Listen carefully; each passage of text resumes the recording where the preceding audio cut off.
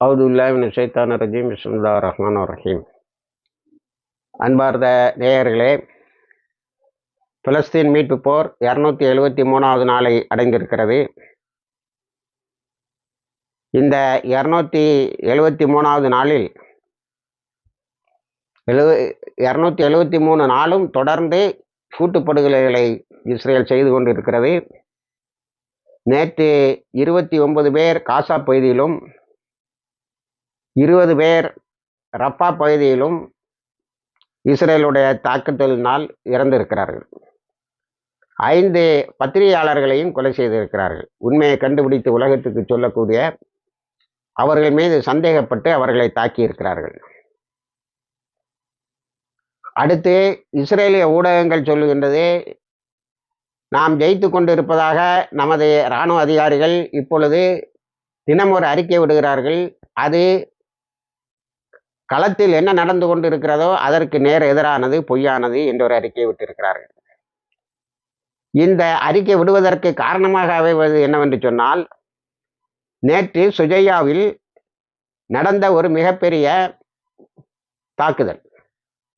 ஒரு வீட்டுக்குள் இஸ்ரேலிய இராணுவத்தினர் அடைக்கலம் புகுந்து இருந்திருக்கிறார்கள், அல்லது தங்களை தயார்படுத்திக் கொள்ள ஓய்வெடுக்க அமர்ந்திருக்கிறார்கள்.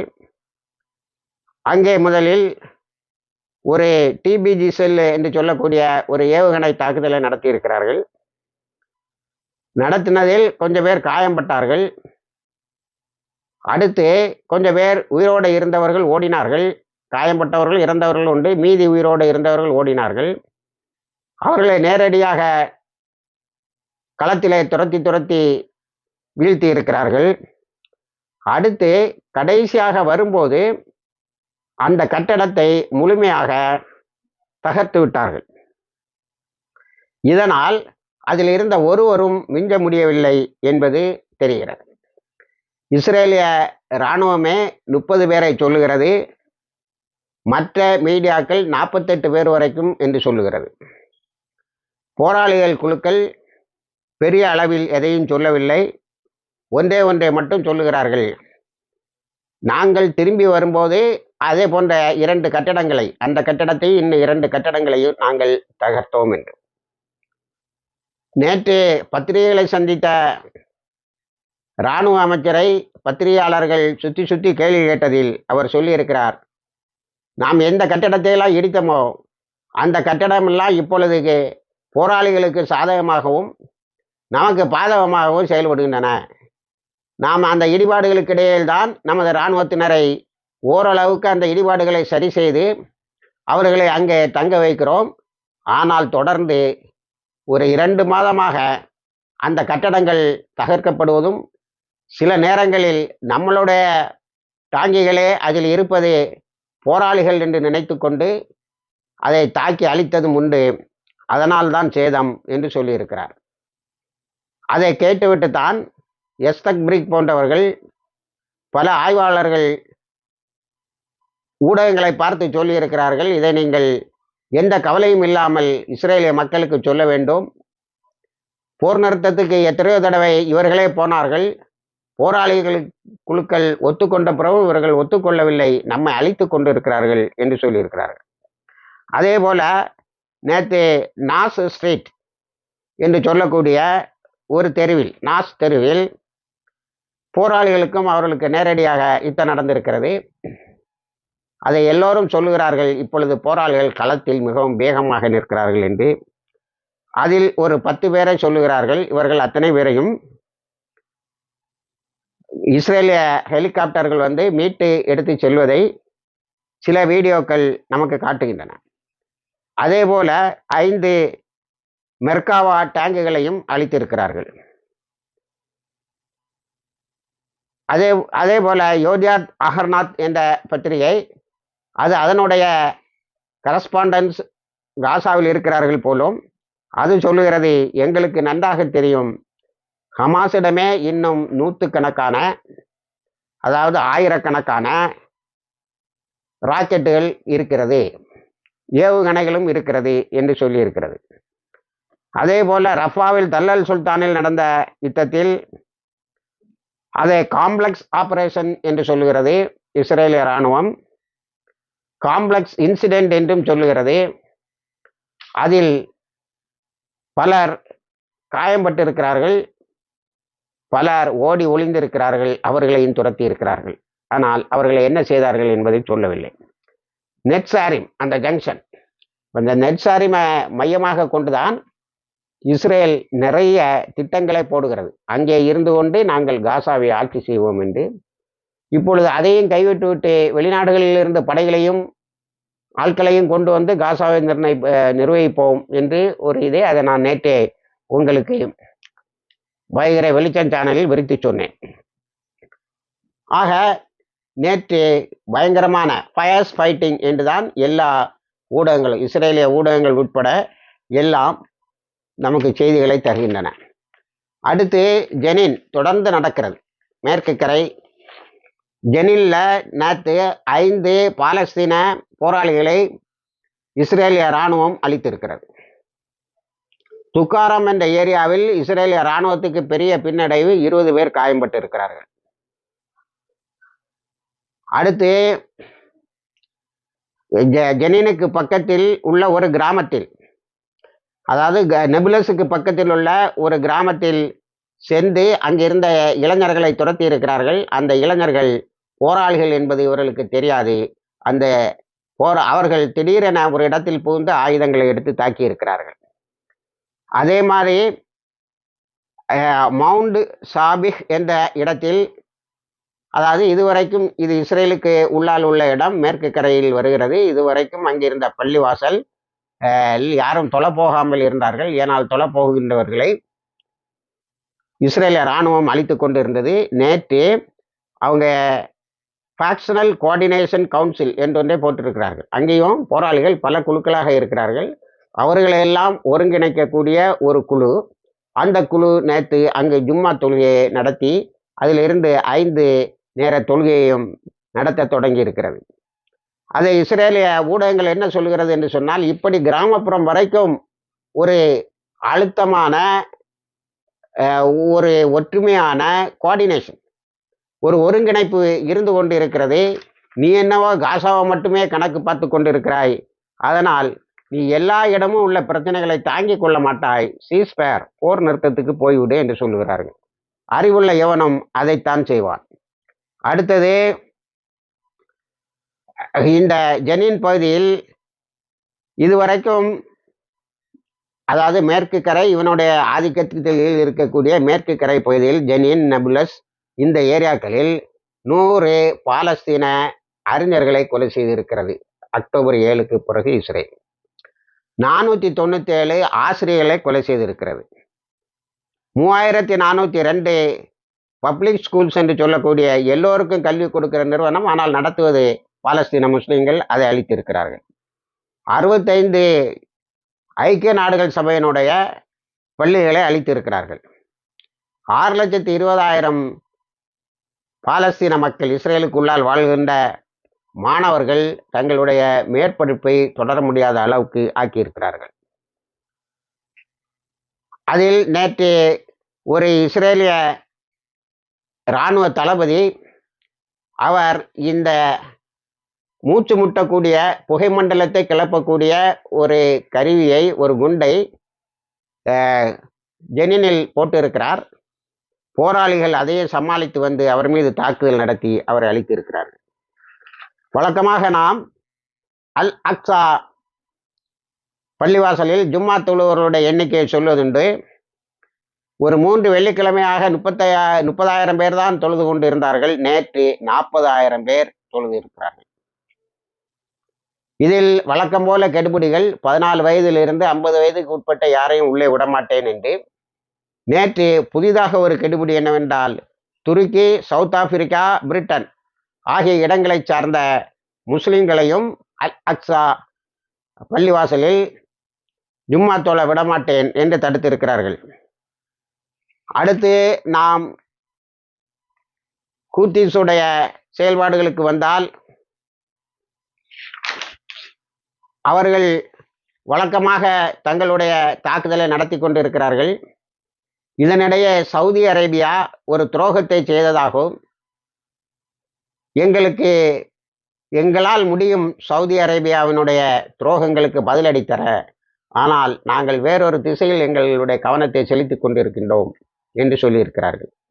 அந்த துரோகம் என்னவென்று சொன்னால், ஹஜ்ஜாஜிகளை இந்த வருடம், இதற்கு முன்னால் உள்ள வருடங்களில் நான் ஏற்கனவே குறிப்பிட்டது போல சிரியா, யமன், இந்த யமனுடைய சனா, அந்த சனாவிலிருந்து ஒரு பொன் தனியாக புறப்பட்டு மதீனா வருவாள், அவளுக்கு எந்த ஆபத்தும் இருக்கிறாது, அப்படிப்பட்ட ஒரு லா அண்ட் ஆர்டரை நான் உருவாக்கேன் என்று பெருமானார் ஸல்லல்லாஹு அலைஹி வஸல்லம் அவர்கள் சொன்னார்கள். அந்த யமனுடைய சனாவிலிருந்தும் யமனின் இதர பகுதிகளிலிருந்து ஹஜ்ஜாஜிகள் சென்றார்கள். எக்ரிமெண்ட் என்னன்னா, ஹஜ்ஜாஜிகளை திரும்ப சனா ஏர்போர்ட்டில் கொண்டு வந்து விட்டுறணும். ஏனென்று சொன்னால், சனா ஏர்போர்ட்டில் யார் போகணும் யார் வரணுங்கிறது சவுதி அரேபியாவுடைய கண்ட்ரோலில் இருக்கு. ஒவ்வொரு தடையும் ஒரு டிக்கெட் புக் பண்ணோம்னா சவுதி கவர்மெண்டுடைய அனுமதியை நாங்கள் பெற வேண்டியது இருந்தது. இந்த முறை என்ன செய்தார்கள் என்று சொன்னால், அவர்களை பாபல் மந்தர் என்ற இடத்தில் இறக்கிவிட்டு போய்விட்டார்கள். அது நாங்கள் அங்கே வருகின்ற கப்பல்களை தாக்கி கொண்டிருந்த இடம். எங்களை தாக்குவதற்கு அமெரிக்காவும் ஆங்கில கப்பல்களும் ஆங்கில கடல் படையும் எங்களை தாக்கி கொண்டிருந்த இடம். உயிருக்கு பாதுகாப்பு இல்லாத ஒரு இடத்தில் கொண்டு இறக்கி விட்டார்கள். நாங்கள் அந்த ஹஜ்ஜாஜிகளை பத்திரமாக கொண்டு வந்து விட்டோம். இதை எங்களால் பொறுத்து கொள்ள முடியவில்லை. ஹூத்திஸ் ஒரு விஷயத்தை அடிக்கடி சொல்லுகிறார்கள், நாம் அதை எப்போதாவது ஒரு முறைதான் நினைவுபடுத்துகிறோம். அதாவது யமன் 9 ஆண்டுகளாக அமெரிக்காவினுடைய, இஸ்ரேலினுடைய, ஆங்கில நாட்டினுடைய கூட்டுப்படைகளின் முற்றுகையின் கீழ் இருக்கிறது என்பதை நீங்கள் தெரிந்து கொள்ள வேண்டும். ஆகவே இந்த முறை வேறு வழி இல்லாமல் நாங்கள் என்ன செய்தோம் என்று சொன்னால், சவுதி அரேபியாவை நேரடியாகவே மிரட்டினோம். எங்களை நீங்கள் இப்படி தொந்தரவு பண்ண முடியும் என்று சொன்னால் உங்களுடைய ஆத்மாக்களை எங்களால் அழிக்க முடியும் என்று சொன்னோம். அதனால் இப்பொழுது சவுதி அரேபியா இனி உங்களுடைய ஏர்போர்ட் என்று சொல்லக்கூடிய விமான தளங்களில் நாங்கள் தலையிட மாட்டோம் என்று சொல்லிவிட்டது. அதை மிகப்பெரிய வி லிபரேட்டட் அவர் ஏர்போர்ட், எங்களுடைய விமான தளங்களை நாங்கள் சவுதியிடமிருந்து விடுதலை அடைய செய்து விட்டோம் என்று சொல்லுகின்ற அளவுக்கு ஒரு சாதனையாக அதை சொல்ல வேண்டியது இருக்கிறது. வழக்கமாக இப்பொழுது ரெட் சீல ஏறம் போக முடிகிறது இல்லை, வந்தால் அடிக்கிறார்கள். இதில் என்னன்னா, இந்த 2 விஷயங்கள். ஒரு விஷயம் ஏற்கனவே நான் தெளிவாக சொல்லிவிட்டேன். பக்கத்தில் இருக்கக்கூடிய ஹஜ்ஜி எல்லா முஸ்லீம்களுக்கும் கடமை. வசதி உள்ளவர்கள், உடல் வளம் உள்ளவர்கள் செய்ய வேண்டிய, நிறைவேற்ற வேண்டிய மிக முக்கியமான கடமை. அந்த கடமையை பக்கத்தில் இருக்கக்கூடிய முஸ்லீம் நாடுகள் கூட நிறைவேற்ற முடியாத அளவுக்கு பிளவுகளையும், அவர்களிடத்தே கருத்து மோதல்களையும், ஆயுத மோதல்களையும், பிணங்களை குவிப்பத வேலையையும் மொசாதும் சிஐஏயும், அதாவது இஸ்ரேலும் அமெரிக்காவும் தாராளமாக செய்து கொண்டு இருக்கிறது. இன்றைக்கு தான் நம்மளோட கண்களை திறந்தது போல ஒரு செய்தி வருகிறது. யமனுடைய ஏர்போர்ட்டு சவுதியின் ஆதிக்கத்தின் கீழ் இருந்திருக்கிறது. அது அழுத்தங்களை கொடுத்திருக்கிறது யமனுக்கு. நீ காசா பகுதியில் போராடுகின்றவர்களுக்கும் வாழுகின்ற மக்களுக்கும் உதவி செய்வாய் என்று சொன்னால் ஏர்போர்ட் நாங்கள் உனக்கு ஆப்ரேட் பண்ணி உதவி செய்ய மாட்டோம், உன்னுடைய மக்களை, ஹஜ்ஜாஜிகளை எங்கே கொண்டு இறக்கிறேன் பாருங்கள் என்று ஒரு மிரட்டலாகவே அதை செய்தது. எங்களுடைய ஹஜ்ஜாஜிகள் வீடு வந்து சேர்வது மிகவும் கஷ்டமாகிவிட்டது. அதனால் நாங்கள் விடுதலை அடைவதற்கான போரை தொடங்க இருந்தோம். அதற்குள்ளால் சவுதி அரேபியா விட்டுவிட்டது என்று சொல்றாங்க. சென்டம், அமெரிக்கானுடைய சென்ட்ரல் கமாண்ட், நேற்றும் நாங்கள் ஏமனுடைய பகுதிகளை தாக்கினோம் என்று சொல்லுகிறது. சவுதி ஏற்கனவே தன்னுடைய தளங்களை இனி நீங்கள் பயன்படுத்தக்கூடாது என்று சொல்லியிருந்தது. இப்பொழுது இவர்கள் வைத்திருக்கின்ற, சவுதிக்கு வைத்திருக்கின்ற இந்த மிரட்டல் இன்னும் வேலை செய்யும் என்று நினைக்கிறோம். ஆக அடுத்தது இப்பொழுது சீஸ்ஃபயர். இந்த சீஸ்ஃபயரில் நம்ம ஒன்றை கவனிக்கணும். அது என்னவென்று சொன்னால், இஸ்ரேலோட மொசாதிலிருந்து ஒரு டெலிகேஷன் போகுனாங்க, ஒரு குழுமம் போகுதுன்னாங்க. ஆனால் மொசாதை மட்டும்தான் அனுப்புகிறாங்க. மொசாதை மட்டும் அனுப்பிவிட்டு, மொசாதில் உள்ள சீஃபை மட்டும் அனுப்பிட்டு, அந்த டேவிட் பர்னருங்கிறவரை அவர் நேற்று வெறுங்கையோடு திரும்பி வந்ததாகத்தான் தெரிகிறது. ஆனால் பைடன் சொல்லியிருக்கிறார், ஒன்று மட்டும் ஞாபகம் வச்சுக்கோ, இதோட நீ வந்து ஒழுங்காக ஒரு சீஸ்ஃபயருக்கு ஒத்துக்கொள்ளவில்லை என்று சொன்னால் உன்னுடைய நாட்டை காப்பாற்ற முடியாது, இதோட அதை முடிச்சுக்கோ என்று சொல்லியிருக்கிறது. அடுத்து ஹிஸ்புல்லாவுடைய தாக்குதலுக்கு வருவோம் என்று சொன்னால், அந்த ஹிஸ்புல்லா கோலான் ஹைட்ஸ்லையும் அப்பர் கலீலிலையும் தாக்குனல எரிந்து கொண்டு இருக்கிறது பல இடங்கள் என்பதை நாம் சொன்னோம். இந்த இடையே இஸ்ரேல் வந்து ஒரு கமாண்டர், ஹிஸ்புல்லாவுடைய கமாண்டர், அவர் முக்கியமான கமாண்டர்னு தான் எல்லா பத்திரிகையும் சொல்லுகிறது, ஹிஸ்புல்லாவும் சொல்லுகிறது, அவரை ஷஹீதாக்கி விட்டார்கள் அல்லது கொலை செய்து விட்டார்கள். அதற்கு பகரமாக நேற்று 2 இஸ்ரேலிய இராணுவ தளபதி, இன்று ஒரு இஸ்ரேலிய இராணுவ தளபதி. நேற்று அந்த செய்தியை பெருசாக போட்ட எந்த பத்திரிகையும் அதற்கு ஹிஸ்புல்லா கொடுத்த பதிலடியை போடவில்லை. என்னன்னு தெரியல இவங்களுடைய பத்திரிகை தர்மம். அடுத்தது இஸ்ரேலில் உள்ள லோக்கல் எனர்ஜி சொல்லக்கூடிய எல்லாம் அடிக்கப்பட்டு விட்டது.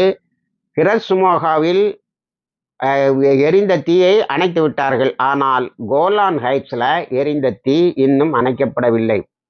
அதே போல் இன்னும் 4 ஆயில் ஃபீல்டு என்று சொல்லக்கூடிய எண்ணெய், அதாவது பெட்ரோலியம் எடுக்கக்கூடிய இடத்தை தாக்கி இருக்கிறார்கள் நேற்று. நாகல் டிஷோன், நாகல் ஹைட்சோர், மிக்சோம் என்ற இடங்களை தாக்கி இருக்கிறார்கள். அங்கே எங்களுடைய இயற்கை வளங்கள், நேச்சுரல் ரிசோர்சஸ் பெரிய அளவில் பாதிக்கப்பட்டது என்று சொல்லுகிறார்கள்.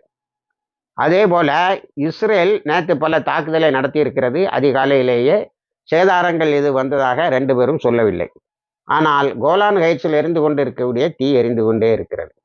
இப்போ ஹிஸ்புல்லாவுடைய தாக்குதல் வெறும் பிளைன் லேண்டில் விழுந்ததே, நாங்கள் இன்டர்செப்ட் பண்ணிட்டோம்னு இஸ்ரேல் தைரியமாக சொல்ல முடியல. வெறும் சாதாரண பெருவழியில் விழுந்தது என்று சொல்லி கொண்டிருந்த இஸ்ரேல் இப்பொழுதுதான் அதனுடைய வலியை உணர்கிறது. அதனுடைய இயற்கை வளங்கள், அதாவது குறிப்பாக நேச்சுரல் கேஸ். இதில் என்ன வேடிக்கைன்னா, இந்த நேச்சுரல் கேஸ் இவனுக்கு எப்போ நிறைய கிடைக்குன்னா 1967 இவன் வந்து இந்த அரபு நாடுகளை தோக்கடித்து கைப்பற்றினான் பாரு. வெஸ்ட் பேங்கு, காசா, செனாய் பெனின்சுலா, சிரியாவினுடைய கோலான் ஹைட்ஸ், இந்த பகுதியில் தான் நிறைய எடுத்திருக்கேன். இப்போ ஹிஸ்புல்லா தாக்கக்கூடிய இடத்துக்கும் ஹிஸ்புல்லா என்ன சொல்லுதுன்னா ஆக்குபைடு பாலஸ்தீன் தான் சொல்லுவாங்க. அது லெபனானிடமிருந்து அபகரிக்கப்பட்ட இடம், எகிப்திடமிருந்து அபகரிக்கப்பட்ட இடமும் அதில் உண்டு. இந்த இடங்களில் இருந்து தான் இயற்கை வாயுவை எடுத்து எகிப்துக்கே விற்குது, யுஏக்கு விற்குது. நேற்று டைம்ஸ் ஆஃப் இந்தியா ஒரு தகவலை சொல்லுகிறது, பெரிய அளவில் இந்த இயற்கை வாயு பணம் அதுக்கு கிடைத்து கொண்டு இருந்ததை இப்போ அதை எப்படியோ டார்கெட் பண்ணி அடித்ததுனால இப்போ பெரிய நஷ்டத்துக்கு உள்ளாகி இருக்கிறார்கள் என்று. இப்படி இந்த யுத்தம் பல முனைகளில் தொடர்ந்து கொண்டு இருக்கிறது. காசாவில் ஒரு மந்த நிலை வந்தது போல் இருக்கிறது, ஆனால் வான்வழி தாக்குதல் நடந்து கொண்டு இருக்கிறது. போராளிகளும் போராடி கொண்டு தான் இருக்கிறார்கள். அப்போ இப்போ இந்த சீஸ்ஃபயரு திரும்பியும் நெதன்யாஹு இல்லைன்னு தான், முடியாதுன்னு தான் சொல்லுவான். ஏன்னா அவன் ஜெயிலுக்கு போகாமல் பிரைம் மினிஸ்டராக இருக்கணும்னா யுத்தம் தொடரணும். வருகின்ற செய்திகளை உங்களுக்கு கொண்டு வந்து சேர்க்கிறோம். இணைந்திருங்கள், சப்ஸ்கிரைப் பண்ணுங்கள். இந்த சேனலையும் அதே போல் வைகரை வெளிச்சம் சேனலையும் நீங்கள் சப்ஸ்கிரைப் பண்ணுங்கள். வாய்கிறதவானால் அல்ஹம்துலில்லாஹ் ரப்பில் ஆலமீன்.